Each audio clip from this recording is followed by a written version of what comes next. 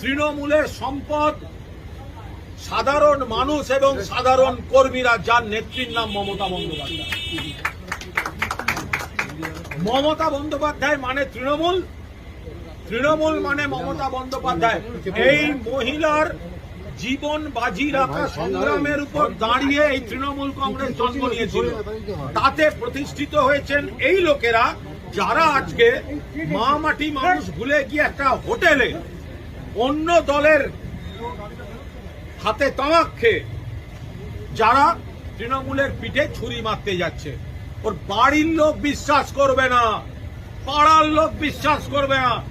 আমরা হতে পারি, আপনাদের দেখে মনে হতে পারে সংখ্যায় কম, ওদের সঙ্গে প্রচুর বেঈমান থাকতে পারে, ওদের সঙ্গে চাপে পড়ে যাওয়া এমএলএ এমপি থাকতে পারে।